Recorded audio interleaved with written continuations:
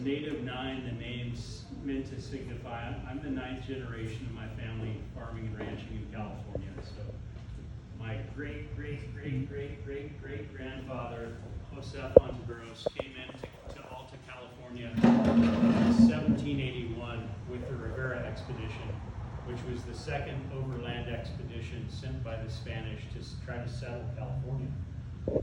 So that's almost a little over 100 years before Mexico took over California, and many years after that the U.S. did. So I always say that my family's never moved, but the border has crossed us 3 times.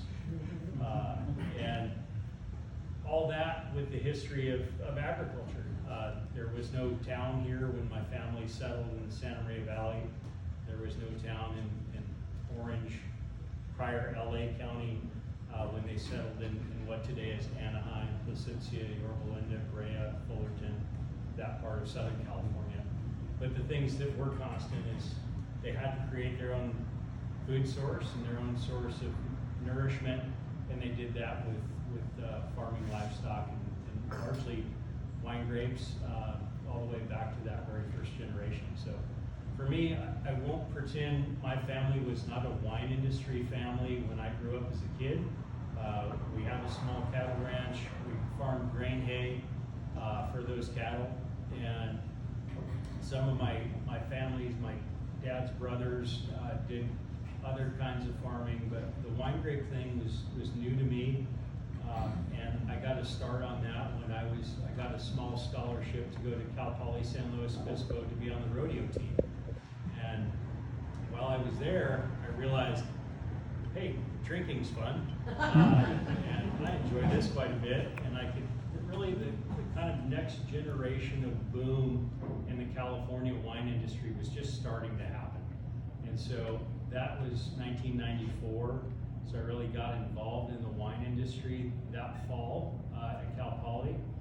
95 was a storied vintage for being terrifically small. The weather was challenging, and it was the first year that I went out and got to work in the vineyards, and I remember walking block after block and thinking, my God, how do these guys make a living? Because I didn't realize at the time it was one of the smallest crops that the state had seen. Just bad weather caused things to be very short in terms of the volume. So 95 was interesting. 96 is when I really decided, okay, I want to do this. And so started ordering plants and getting ready to plant this small, what is now 8 acres, started off as 5, that I planted in 1997. And the goal was really to figure out, as a college student who was working through a science program, I was a double major at Cal Poly in crop science and fruit science. So crops focusing on kind of vegetable or grains, and fruit focusing on the fruit side of farming. And so I set up the first 5 acres as a very scientific layout of a replicated trial.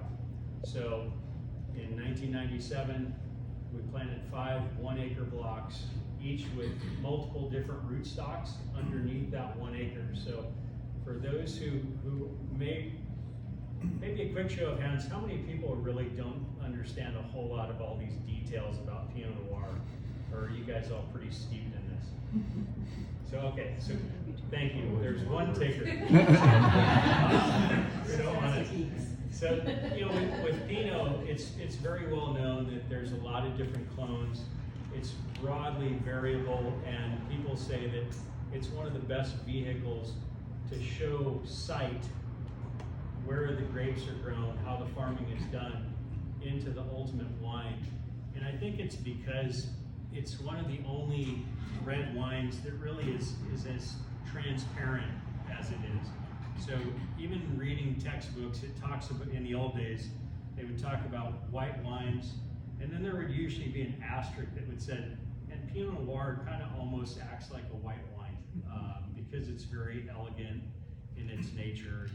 In my career, we've seen that swing to people making these massive Pinot Noirs, which really captured a whole new market interest.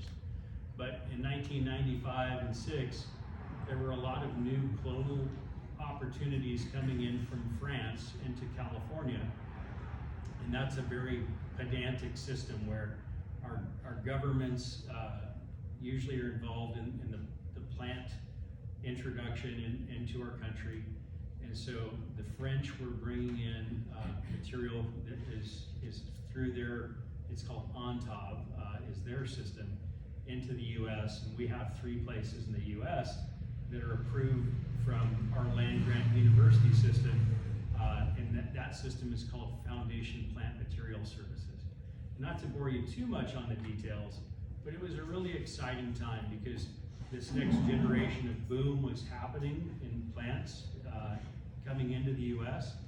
That was coinciding with a big boom of planting that was happening by wineries who thought it was time to introduce a new style of wine. There was more viticultural advancement, and all these things were kind of happening at one very exciting window. And along with that, I found myself going to college, studying all this, so that was full time, while developing my own vineyard, and all the while I took a job that was seasonally full time as the grape buyer for Kendall Jackson Winery, while I was full-time student and planting my own vineyard. And so I really had this like arcing vertical learning curve where I was learning it in school, applying it at my job, and then trying to take the synthesis of those things and bring it home to my own vineyard. And that was a time where all this new plant material hadn't started to produce anywhere. So it was a little bit of a black box of, we have these notes from the French that they think this is what these varieties are gonna do when they're introduced into a new place. But what we knew about Pinot going in is that whatever it does on a spot sitting in Volnay, that exact same plant is gonna produce something entirely different if you took a cutting and put it in Vosne Romanée.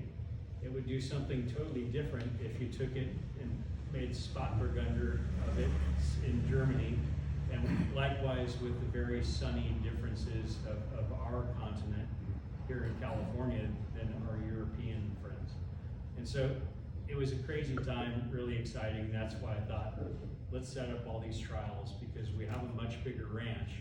I think the smart thing is to learn exactly what these do in kind of small aliquots and then see how we expand and